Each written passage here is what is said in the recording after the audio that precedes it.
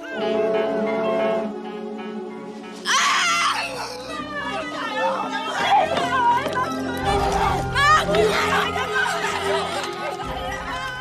apa kabar semuanya? Saya doakan semoga dalam keadaan sehat dan dimudahkan segala urusannya.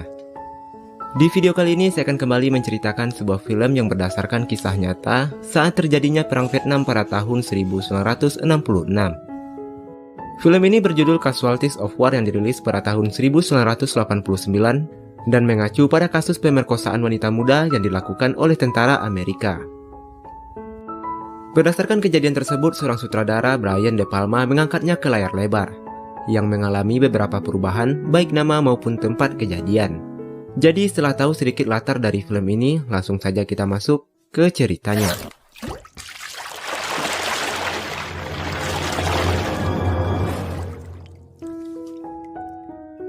Film diawali dengan memperlihatkan seorang pria yang berada di atas kereta. Pria ini bernama Erickson. Terlihat dia terbangun dari tidurnya dan melihat seorang wanita di hadapannya. Tanpa sengaja, wanita itu mengingatkannya semasa dia di medan perang dulu. Pada malam itu di pedalaman hutan Vietnam, Erickson bersama tim lainnya yang dipimpin oleh Letnan Riley sedang melakukan pengintaian terhadap gerilyawan Vietcong, atau kita sebut saja dengan VC, yang dianggap pemberontak oleh pihak Amerika. Tiba-tiba seorang prajurit yang panik menembakkan senjatanya. Hal ini membuat posisi mereka langsung diketahui oleh VC dan langsung menghujani tentara Amerika dengan bom dan tembakan.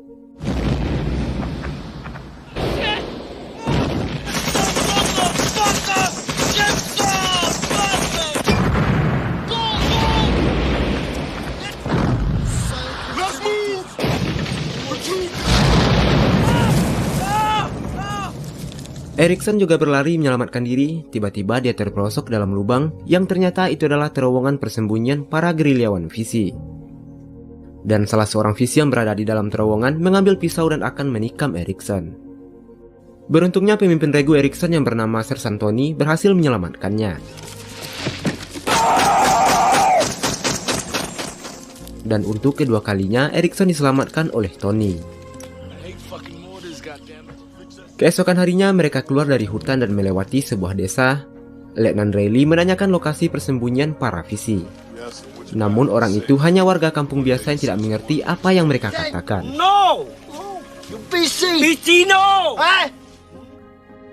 Mereka yang lelah mencoba bersantai dan beristirahat di dekat persawahan. Tiba-tiba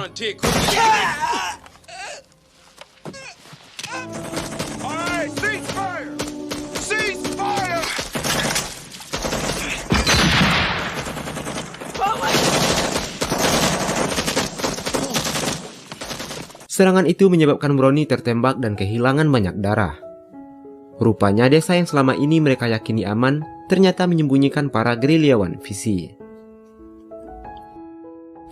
Brownie pun dijemput oleh tim medis untuk dibawa ke base camp, sementara Sersan Tony tampak begitu terpukul dengan kejadian tersebut. Setelah itu para tim ditarik kembali ke base camp, dan mereka mendapat kabar kalau Brownie tidak bisa diselamatkan dan sekarang dia sudah meninggal. Untuk menghilangkan rasa trauma para anggotanya, Sersan Tony sebagai pimpinan tim mencoba meminta cuti. Tetapi permintaan mereka ditolak dan mereka diperintahkan untuk mengintai sebuah perbukitan. Dan sekarang seorang prajurit bernama Diaz ditugaskan sebagai operator radio pengganti Brownie yang telah tewas. Sersan yang masih kesal merencanakan untuk berangkat lebih pagi dan singgah di sebuah desa lalu menculik seorang gadis untuk bersenang-senang. Hal itu ditanggapi dengan wajah gembira oleh rekan-rekannya, tetapi tidak dengan Erickson. Break up the boredom, keep up morale. Because what we're gonna do is requisition ourselves a girl. Keesokan paginya mereka pergi ke suatu desa untuk melakukan niat awalnya, yaitu mencuri seorang gadis untuk bersenang-senang. This is the one, Sarge. She's the pretty one. Erickson yang melihat merasa kalau ini sudah di luar batas dan merupakan sebuah kejahatan perang. Namun sebagai bawahan, Erickson tidak bisa melawan kehendak atasannya.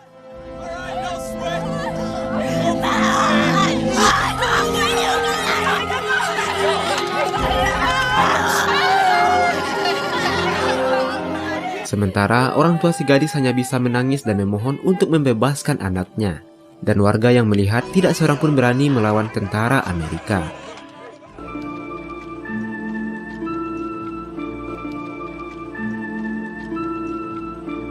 Setelah lama berjalan mereka pun beristirahat. Erikson memberanikan diri untuk mengatakan kepada Sersan kalau yang mereka lakukan sudah melewati batas. Karena menculik wanita yang tidak bersalah, apalagi anak dari seorang petani, sudah menyalahi aturan. Mereka seharusnya melindungi warga sipil dan bukan sebaliknya. Mendengar itu, Sersan menjadi marah dan mengatakan kalau dia tidak peduli dan tetap akan membawa gadis tersebut. This is a VC. Diaz ain't a VC. This ain't a VC. And you? Oh, you I don't know about. Mereka pun melanjutkan perjalanan, bahkan dengan sangat tidak berperasaan, gadis itu disuruh untuk membawa barang-barang mereka yang berat.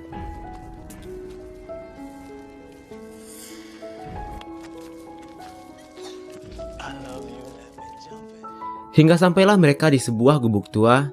Sersan mengajak dua anggotanya untuk melihat situasi di sekeliling. Sementara Diaz dan Erikson ditugaskan untuk mengawasi gadis tersebut. Diaz mulai mempertimbangkan untuk memperkosa gadis itu dan meminta Erikson berjanji membantunya jika Sersan tetap memaksanya. Oh man, I ain't gonna rape nobody. Erikson, you gotta back me. I promise. You gotta back me too, okay? Got it. Dan mereka pun berjanji akan saling membantu dan melindungi satu sama lain. Erikson menghampiri gadis itu yang menangis dan ketakutan. Ia pun berkata kalau tidak akan menyakitinya. Dan Erikson hanya ingin mengobati luka di punggungnya. I'm not gonna hurt you.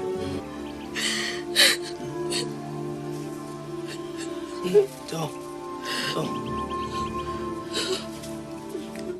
Erikson yang semakin kasihan melihat gadis itu termenung dan berpikir kalau dia harus menghentikan ini semua. Tiba-tiba Sersan pun datang menghampirinya dan membawa Erikson ke gadis itu. Lalu Sersan menawarkan Erikson untuk menerima giliran setelahnya. You're taking your turn in here. No, I ain't raping nobody. Well, you think you're saying we ain't supposed to be doing this. Leave it up to me. Namun Erikson menolak dan mengatakan tidak akan memperkosa gadis tersebut. Mendengar itu Sersan menjadi sangat marah dan Sersan mengolok-oloknya sambil mengatakan kalau Erikson adalah seorang homoseksual. Maybe Erikson's a homosexual. Oh, yeah, we gotta stop humping her. I'm gonna come hump you. Sementara Diaz yang tadinya berjanji akan saling melindungi mendadak berada di pihak mereka. It's a gun. This is for fighting. Dan apa yang ditakuti oleh Erikson pun terjadi. Sersan mulai memperkosa gadis tersebut.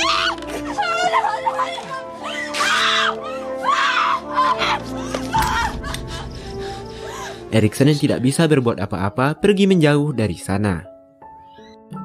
Hingga malam mereka bergantian menunggu giliran. Sementara Erikson menangis dan menyesali karena tidak bisa membantu gadis tersebut. Keesokan paginya mereka mengintai musuh di sebuah perbukitan. Saat itulah Diaz menghubungi bantuan udara karena mereka telah menemukan markas visi. Diaz, give me big brother. I want to prearrange buku support. Kali ini Sersan berniat melancarkan serangan terlebih dahulu, lalu menyuruh Hatcher dan Erikson untuk kembali ke gubuk dan mengambil pasokan amunisi. Namun ketika sampai di sana, Clark yang memang ditugaskan menjaga gadis itu melimpahkan tugas tersebut kepada Erikson. Erikson, you stay here. One more. Erikson merasa kasihan lalu mencoba mendekati gadis itu yang masih terisak pilu. Wajahnya penuh luka akibat siksaan yang ia terima, ketakutan, serta rasa trauma hingga terus-menerus mengatakan hal yang tidak dimengerti oleh Erikson. Tapi jelas tangisan itu tersirat kalau dia ingin pulang ke keluarganya.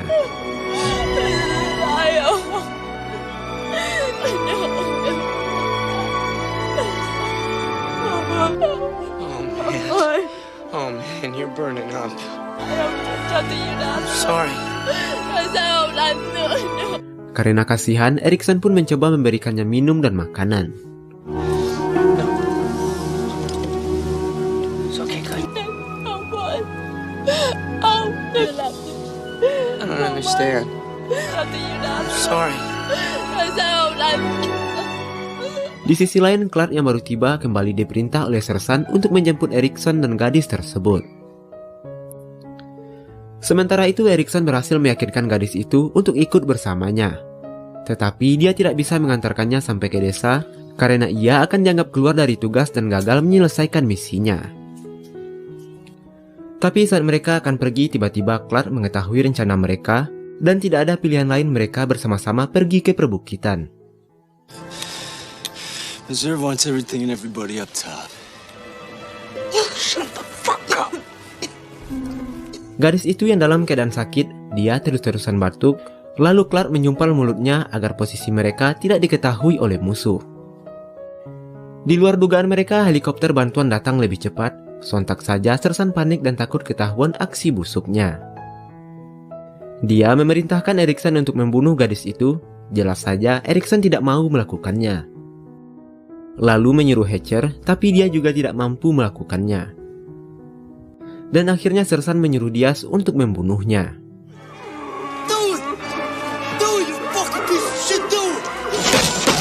Saat Diaz akan menancapkan pisau, Erikson menembakkan senjatanya ke udara, yang membuat posisi mereka langsung diketahui oleh musuh. Gadis itu ditarik paksa oleh Clark dan langsung menikam tubuhnya.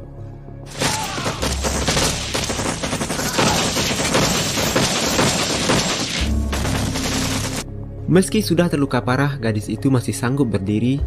Dengan berurai air mata, dia berjalan seperti tidak punya harapan lagi. Sersan yang melihat gadis itu langsung memerintahkan untuk menembaknya.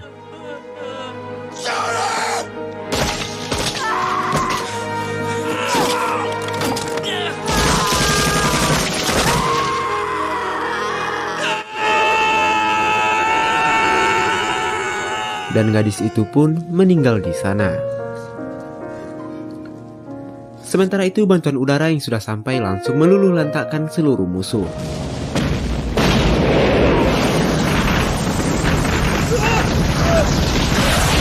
Dan Erikson hanya bisa melihat gadis itu dengan rasa penyesalan.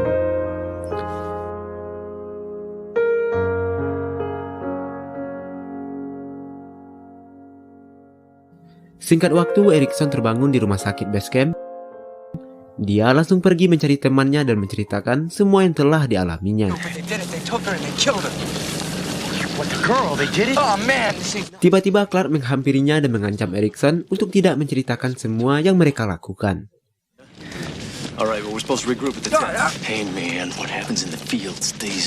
Dan temannya mengusulkan untuk melaporkan ini kepada Letnan Bradley.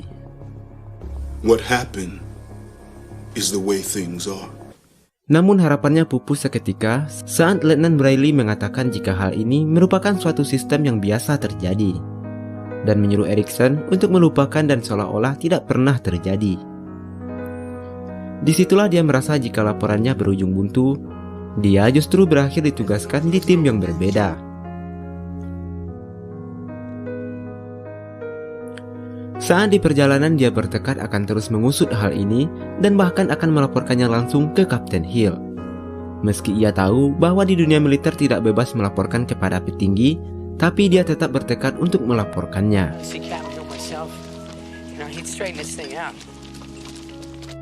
Erikson pun menjumpai Kapten Hill yang ternyata responnya tidak jauh berbeda dengan Letnan Bradley. Kapten Hill mengatakan kalau insiden ini terungkap, justru akan menimbulkan masalah internasional yang besar.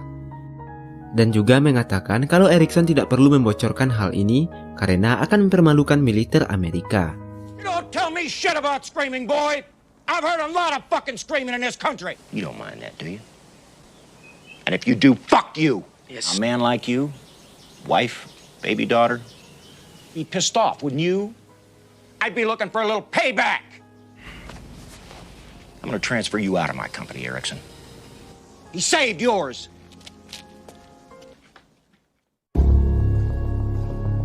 Pada suatu malam saat Erikson masuk ke sebuah ruangan, tiba-tiba ada seorang yang melempar granat ke sana.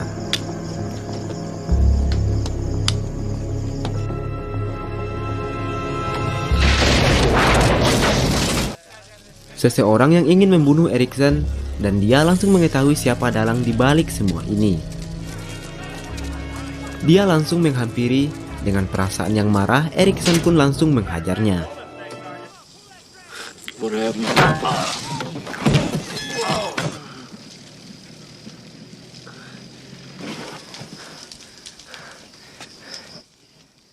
I told them, and they don't care. You don't have to try and kill me, man.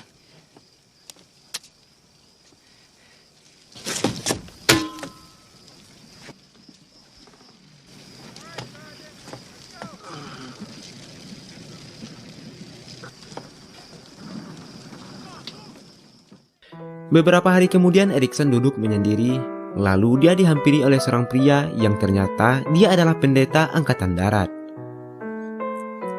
Lalu pendeta itu menyuruh Erikson untuk menceritakan semua masalahnya. And the other 4 men raped her. Tidak lama berselang, pendeta itu mulai mengusut dan mengumpulkan semua bukti, menurunkan semua tim penyidik dan mendatangi tempat kejadian. Beberapa waktu kemudian, keempat rekannya yang ikut dalam pemerkosaan pun diadili. Mereka dibuat mengaku dan malu di pengadilan. So I did what I did, and I got remorse about it. And raped the girl? Please answer the question. Yes, sir. Yes. You throw guys like us in the stockade and you're helping nobody but the Viet Cong, sir. Murder. And then you blame her for coughing, so you kill her! Well, sir, I've seen. Dan hakim pun menjatuhi hukuman yang berat kepada 4 orang tersebut. Hitcher terbukti bersalah dengan hukuman kerja paksa selama 15 tahun.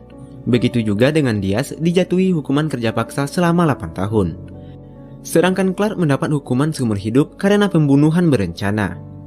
Sementara Sersan mendapat hukuman selama 10 tahun. Prisoners dismissed.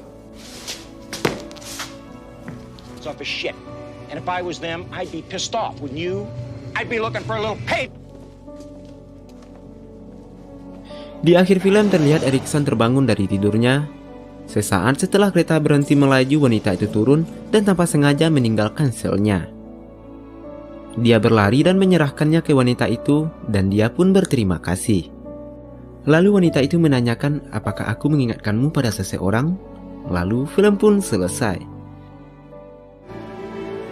Do I remind you of someone? Di sini kita lihat Erikson masih trauma dengan kejadian masa lalunya. Kalau dilihat posisi Erikson serba salah, di satu sisi dia berusaha menegakkan keadilan. Tapi di sisi lain hidupnya menjadi tidak tenang, takut sewaktu-waktu para tentara itu bisa saja datang untuk balas dendam. Kebenaran yang diakui umum tidak semuanya benar. Lihatlah di sekeliling Anda, betapa seringkali terdapat kebenaran palsu. Dan maaf kalau salah atau kurang dalam penyampaiannya, silahkan berikan masukan agar kedepannya bisa lebih baik lagi. Karena satu masukan sangat berharga bagi perkembangan channel ini. Terima kasih, jaga terus kesehatanmu dan wassalamualaikum warahmatullahi wabarakatuh.